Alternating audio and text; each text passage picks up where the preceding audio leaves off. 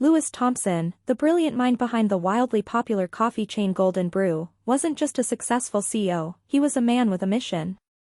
Louis built his business on core values: equality, excellent service, and opportunity for everyone. He wanted every customer to feel welcome and every employee to treat people with respect, no matter who they were.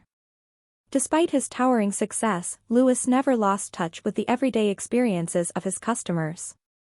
He often wondered, were his employees living up to the company's values? To find out, he made an unannounced visit to one of Golden Brew's busiest city branches. But this wasn't just any visit. Louis went undercover, trading his sleek suits for a simple hoodie and jeans. To anyone watching, he looked like just another customer. The moment he stepped inside, the store was buzzing. The smell of fresh coffee filled the air as customers chatted and baristas rushed to fill orders. Louis smiled, excited to see his employees in action. But something quickly caught his attention: a blonde employee standing behind the counter. She wasn't rushing or helping customers. Instead, she was leaning on the counter, scrolling through her phone as a line of customers waited impatiently. Louis stepped forward, his warm smile aimed at the employee. "Excuse me," he said politely. "Could I get some help, please?" The employee, whose name tag read Karen, barely glanced up from her phone. With an exaggerated sigh, she rolled her eyes and muttered, "I'm busy. Go wait like everyone else." Louis blinked, momentarily stunned by her rudeness. He stepped back into the line, observing as Karen casually put her phone away and began helping customers. However, Louis quickly noticed a troubling pattern. Karen smiled and greeted white customers with warmth, taking their orders quickly and chatting pleasantly. But when customers of color approached, her attitude shifted. She became cold, dismissive, and rushed them along without so much as a smile. The tension in the room grew as Louis waited patiently. When it was finally his turn again, he approached the counter, determined to see if her behavior was a mistake. "Hi," he said with his usual friendly tone. "I'd like a medium latte, please." Karen didn't look up. "We're out of that," she said flatly. Louis frowned. He had just watched her make the same drink for a customer moments earlier. "Are you sure?" he asked, his voice calm but firm. Karen crossed her arms and gave him a sharp look. "Try another store," she snapped. The room seemed to fall silent, and Louis felt a mix of disbelief and disappointment. Was this how his employees treated customers when they thought no one important was watching? Without another word, Louis nodded and walked out of the store. He had seen enough. The situation wasn't just about poor customer service, it was about something much deeper and more troubling. As he walked back to his car, his mind raced with questions. How many other customers had experienced this? How many had walked away feeling disrespected and unwelcome? Louis knew one thing for certain: this wasn't the end of the story, it was just the beginning. Louis walked out of the store that day without saying a word about who he really was, but inside, he was deeply troubled. This wasn't just about bad service, it was about blatant discrimination, something he had worked hard to keep out of his company.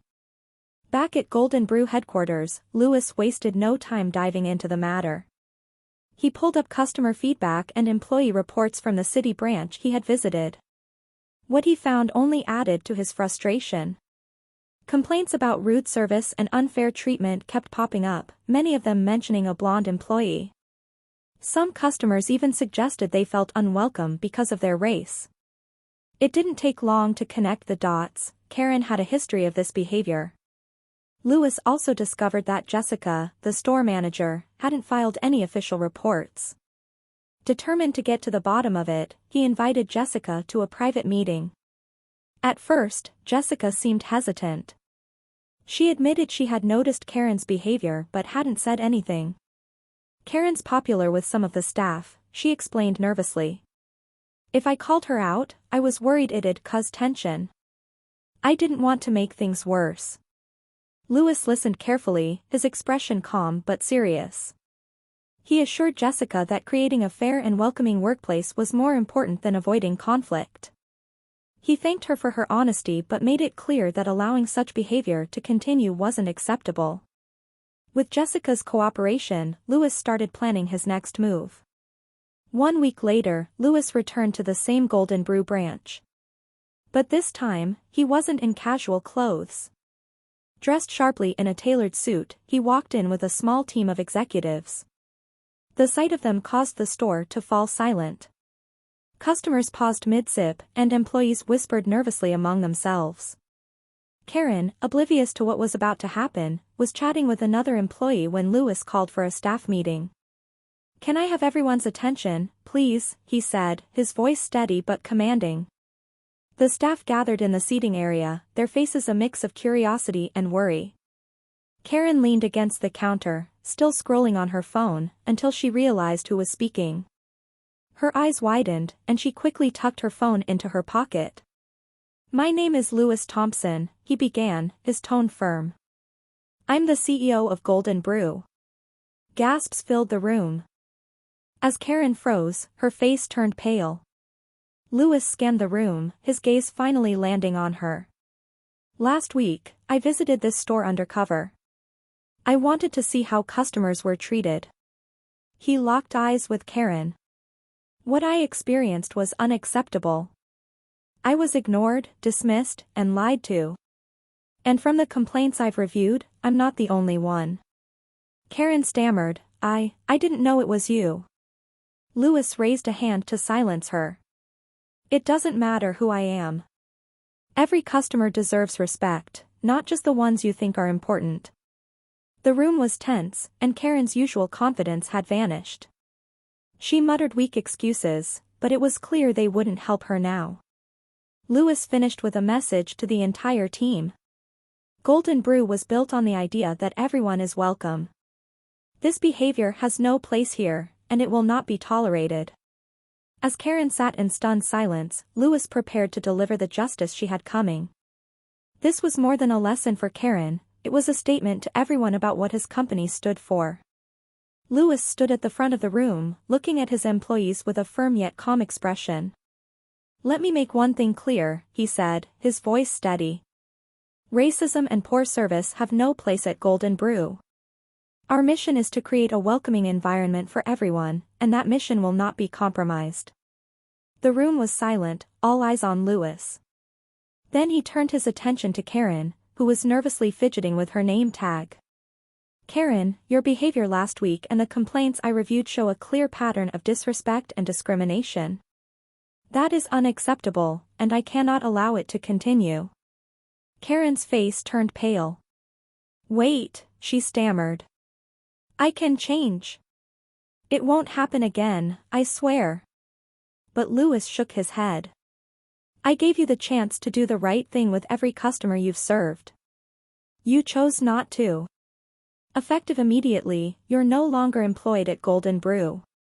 Karen gasped, looking around for support, but none of her coworkers spoke up.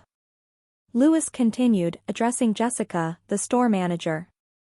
"Jessica, I understand the challenges you've faced. But as a leader, it's your responsibility to ensure this workplace reflects our values.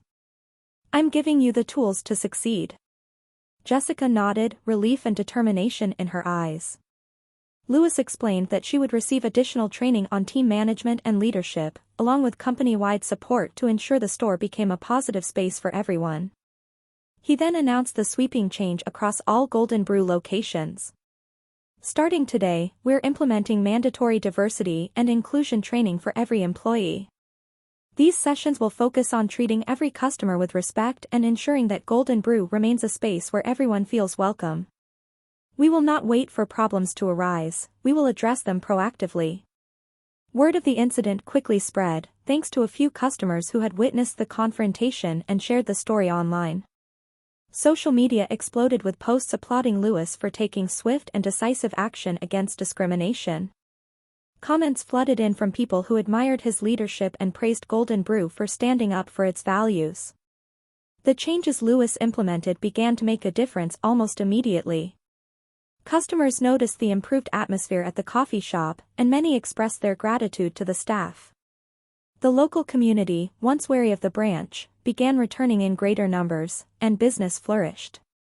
For Louis, the experience was a reminder of why he had started Golden Brew in the first place, to create a business that not only served great coffee but also stood for something greater. He reflected on the importance of leadership and how one decision could shape the culture of an entire company. One afternoon, as he visited another store, Louis noticed a young black barista working diligently behind the counter. The barista looked up, eyes wide with recognition. "You're Mr. Thompson," he said excitedly. "You're the reason I wanted to work here." Louis smiled, touched by the young man's words. He spent the afternoon mentoring the barista, sharing advice on leadership and success. As they talked, Louis felt a deep sense of pride, not just in the company he had built, but in the example he had set. He knew that real change came from action, and he was committed to inspiring others to do the same. Golden Brew wasn't just a coffee shop, it was a symbol of inclusivity, equality, and the power of doing what's right. And that, Louis thought, was the most important achievement of all.